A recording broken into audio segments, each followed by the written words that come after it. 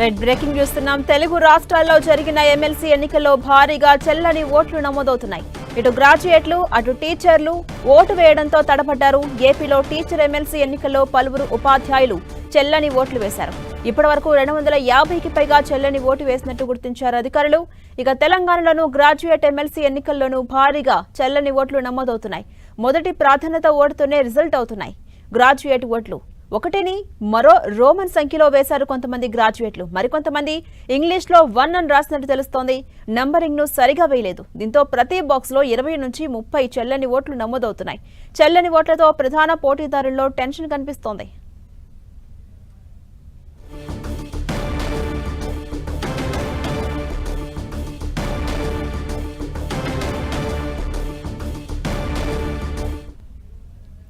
ఇదే అంశంపై మరింత సమాచారం మా ప్రతినిధి కరీంనగర్ నుంచి సతీష్ అందిస్తారు. సతీష్,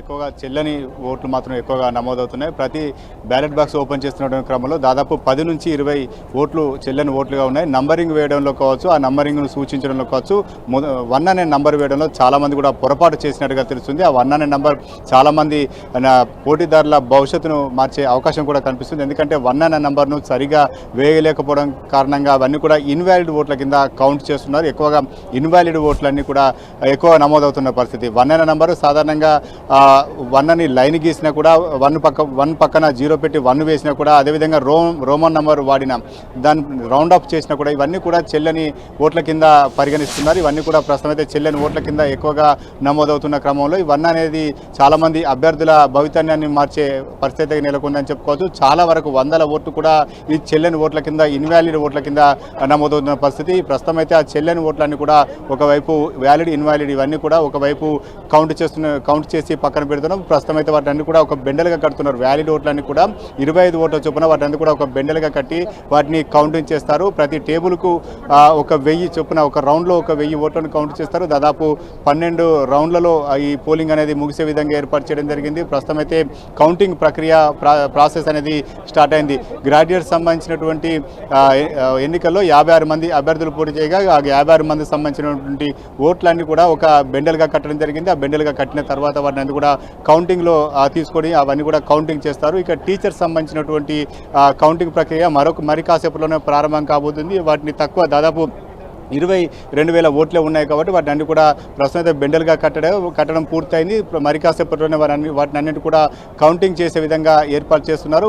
ఈ టీచర్స్ సంబంధించినటువంటి తుది ఫలితం మాత్రం ఈరోజు సాయంత్రం వరకు వెల్లడే అవకాశం కనిపిస్తుంది. ఇక గ్రాడ్యుయేట్స్ సంబంధించినటువంటి ఫలితాలు మాత్రం ప్రస్తుతం అయితే కొంత ఆసక్తిగా మారుతున్నాయని చెప్పుకోవచ్చు. గ్రాడ్యుయేట్స్ సంబంధించినటువంటి ఫలితాల్లో ఎవరు విజేతలుగా నిలుస్తారని ఇప్పుడే ఒక అంచెలకు రాలేని పరిస్థితి నెలకొంది. ఎందుకంటే ఇటు స్వతంత్ర అభ్యర్థులు కొంత ఓటు బ్యాంక్ చీల్చడం జరిగింది. దీంతో పాటు ఇటు ప్రస్తుతమైతే ఇన్వాలిడ్ ఓట్లు ఎక్కువ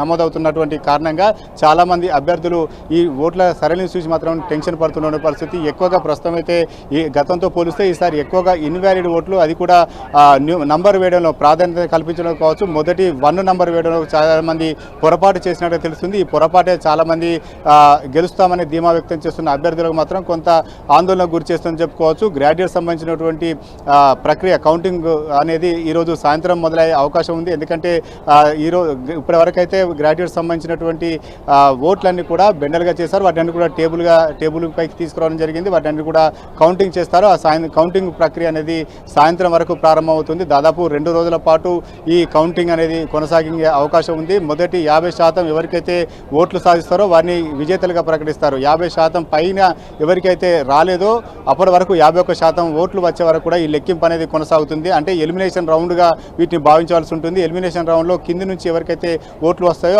అందులో మొదటి ప్రాధాన్యత ఓట్ను కౌంట్ చేస్తూ రావడం జరుగుతుంది. గెలిచే అభ్యర్థికి 51% ఓట్లు వస్తేనే విజేతలుగా ప్రకటిస్తారు. ఈ తుది ఫలితం ఎప్పుడు వస్తాయనేది మాత్రం కొంత ఆసక్తిగా మారింది. ఇప్పటి వరకైతే ఫలితాల వెల్లడిపైన కొంత ఉత్కంఠ నెలకొంది. చాలామంది అభ్యర్థులు గెలుపు ధీమాను వ్యక్తం చేస్తున్నప్పటికీ ఇన్వాలిడ్ ఓట్లు మాత్రం కొంతమందిని టెన్షన్ పెడుతుంది. ఆ ఇన్వాలిడ్ ఓటు ఎంత మొత్తంలో ఉంటాయనేది మాత్రం ఇప్పుడే చెప్పలేము. ఎలక్ట్రానిక్ సంబంధించినటువంటి మిషన్లో మాత్రం నోటాకు చాలామంది వేసేవారు. కానీ ఇందులో మాత్రం తమ ఓటు వేయడంలోనే కొంత తప్పు చేశారు. అందులో గ్రాడ్యుయేట్ సంబంధించినటువంటి ఓటు వేయడంలో ప్రాధాన్యత కల్పించడంలో అవన్నీ కూడా కొంత తప్పులు దొరలే. ఆ తప్పులు దొరకడం కారణంగా చాలా ఇన్వాల్యూ ఓటు, చెల్లని ఓటుగా ఎక్కువగా పరిగణలు తీసుకొని వాటన్నిటిని పక్కకు పెడుతున్నటువంటి పరిస్థితి నేపథ్యంలో చాలా మంది అభ్యర్థులు మాత్రం కొంత టెన్షన్ పడుతున్నటువంటి పరిస్థితి నెలకొంది. Right, thank you Satish. ఇక విశాఖ నుంచి జార్జ్ మనకు అందుబాటులో ఉన్నారు. జార్జ్, ఎమ్మెల్సీ ఎన్నికల్లో చెల్లని ఓట్లు అధికంగా నమోదవుతున్నాయని తెలుస్తోంది. ఇప్పటివరకు ఎన్ని చెల్లని ఓట్లు నమోదయ్యాయి? అప్డేట్స్ ఏంటి జార్జ్?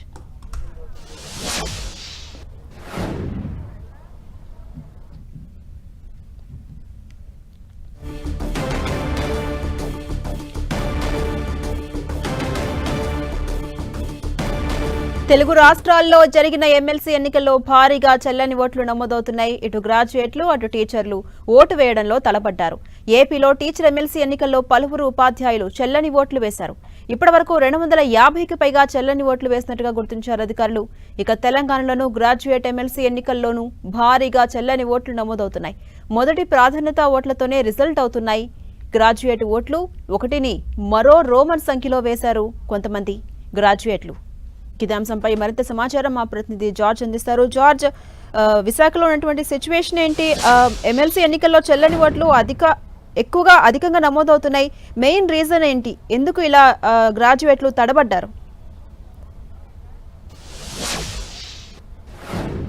ఉత్తరాంధ్ర టీచర్స్ ఎమ్మెల్సీ దానికి సంబంధించి ఓట్ల లెక్కింపు అనేది ప్రారంభమైన దగ్గర నుంచి కూడా టేబుల్కి సైతం కూడా ఈ చల్లని ఓట్లు అనేవి పెరుగుతూ వస్తూ ఉన్నాయి. ఒక టేబుల్లో 30, ఒక టేబుల్లో 40, ఒక టేబుల్లో 50 ఇలా పెరుగుతూనే వస్తూ ఉన్నాయి. ఈ నేపథ్యంలో ఈ చల్లని ఓట్లు పడుతూ ఉన్న నేపథ్యంలో అభ్యర్థుల్లో కూడా టెన్షన్ వాతావరణం నెలకొని ఉంది. ప్రధానంగా దీనికి సంబంధించి చూసుకున్నట్లయితే కనుక మొదటిసారి ఓటు రావడం కొంతమందికి, అలాగే ఈ ప్రైవేట్ టీచర్స్ ఎవరైతే ఉన్నారో వారికి అవగాహన కల్పించడంలో కాస్త తడబడ్డారు అనేది కూడా తెలుస్తూ ఉంది. ఇది ముఖ్యంగా చూసుకున్నట్లయితే కనుక ఈ ఓట్లకు సంబంధించి, చల్లని ఓట్లకు సంబంధించి ఒకరేమో రోమన్ అంకి వేయడం, మరొకరు టిక్ పెట్టడం, మరొకరు నెంబర్ ఏదైతే ఉందో దాన్ని 1 అని రాయడం వంటివి చేశారనేది అధికారులు చెప్తూ ఉన్నారు. ఈ నేపథ్యంలో వాటిలన్నింటినీ కూడా చల్లని ఓట్లుగా పరిగణించారు. దాదాపుగా ఈ చల్లని ఓట్లు చూసుకున్నట్లయితే కనుక 100కు పైగానే నమోదవుతూ వచ్చాయి. అయితే ఈ క్రమంలో అంతకంతకు పెరుగుతూ దాదాపుగా ఇవి 250కి పైగా ఈ చల్లని ఓట్లు అనేవి నమోదవుతున్నాయి. ఈ నేపథ్యంలో ఇటు ఈ అభ్యర్థుల్లో సైతం కూడా ఒక టెన్షన్ వాతావరణం అయితే నెలకొని ఉంది. ఇక్కడ ఉత్తరాంధ్ర వ్యాప్తంగా చూసుకున్నట్లయితే కనుక 22,408 ఓట్లు మాత్రమే ఉన్నాయి. వీటిలో చూసుకున్నట్లయితే కనుక దాదాపుగా 22,100 ఓట్లు మాత్రమే పోలవడం జరిగింది. దీంట్లో ఈ చల్లని ఓట్లు సైతం కూడా ఎక్కువగా రావడం, దాంతోపాటు ఈ అభ్యర్థులు 10 మంది పోటీ చేస్తే వారిలో ఇతరులకు సైతం కూడా దాదాపుగా 10 నుంచి 15 వరకు కూడా ఓట్లు అటువైపు పడడంతో ఇప్పుడు స్పష్టమైన మెజారిటీ ఏదైతే ఉందో అది వచ్చే అవకాశం అయితే కనిపిస్తుంది. సాధారణంగా చూసుకున్నట్లయితే కనుక 50% పైగా ఎవరికైతే ఓట్లు వస్తాయో వారిని గెలిచిన అభ్యర్థిగా ప్రకటిస్తారు. ఒకవేళ అలా జరగని పక్షంలో రెండో ప్రాధాన్యత ఓట్లు అనేది లెక్కిస్తూ ఉన్నారు. ఇక్కడ చూసుకున్నట్లయితే కనుక ముగ్గురు ప్రధానంగా బరిలో ఉన్న అభ్యర్థులకు సమానంగా ఓట్లు రావడం, కాస్త ముందంజలో ఏదైతే శ్రీనివాసులు నాయుడు ముందున్నారు ఆ తర్వాత కొద్ది మేర మాత్రమే ఉండడం నేపథ్యంలో ఒక స్పష్టమైన, అంటే ఈ ఇన్వాలిడ్ ఓట్లు అలాగే ఇప్పుడు లెక్కిస్తున్న ఓట్ల ప్రకారం చూసుకున్నట్లయితే కనుక స్పష్టమైన మెజారిటీ అయితే వచ్చే అవకాశం కనిపించలేదు. ఈ నేపథ్యంలో ఈ ఫలితాలు రావడానికి కాస్త సమయం అయితే పట్టే అవకాశం అయితే కనిపిస్తూ ఉంది. Right, thank you George.